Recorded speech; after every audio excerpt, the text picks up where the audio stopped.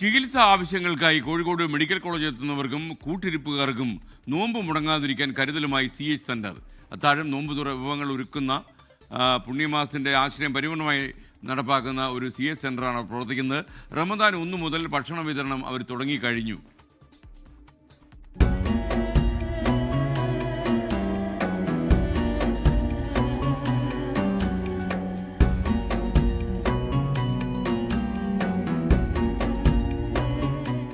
അത്താഴത്തിലുള്ള വിഭവങ്ങൾ മുതൽ വൈകിട്ട് നോമ്പ് തുറക്കാനുള്ളവ വരെ തികച്ചും സൗജന്യമായി ഇവിടെ ലഭിക്കും.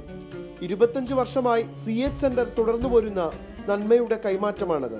പാണക്കാട് മുനവറലി ശിഹാബ് തങ്ങൾ ഇത്തവണത്തെ ഭക്ഷണ വിതരണത്തിന് തുടക്കം കുറിച്ചു.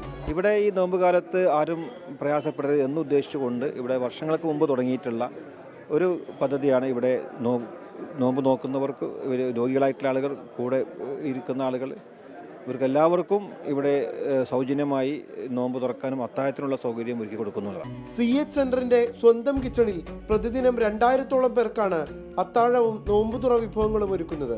ഭക്ഷണം സാധാരണ നമ്മൾ നോമ്പിന് പ്രത്യേക വിഭവങ്ങളാണ്. പത്തിരി, നൂൽപുട്ട്, അതുപോലെ തന്നെ വെള്ളപ്പം, ചപ്പാത്തി തുടങ്ങിയ വിഭവങ്ങളുണ്ടാവും. അതുപോലെ കോഴിക്കറി ഉണ്ടാവും, ഇടയ്ക്ക് ചിക്കൻ കറി ഉണ്ടാവും, അതുപോലെ ചിക്കൻ ബിരിയാണി ഉണ്ടാവും, മട്ടൻ ബിരിയാണി, ബീഫ് ബിരിയാണി, അങ്ങനെ വ്യത്യസ്തമായ മെനുവാണ് തയ്യാറാക്കിയിട്ടുള്ളത്. കോഴിക്കോട് മെഡിക്കൽ കോളേജിലെ രോഗികൾക്കും കൂട്ടിയിരിപ്പുകാർക്കും വർഷങ്ങളായി നൽകിപ്പോരുന്ന ആഹാരത്തിന് പുറമെയാണ് ഇഫ്താർ ഭക്ഷണ വിതരണവും.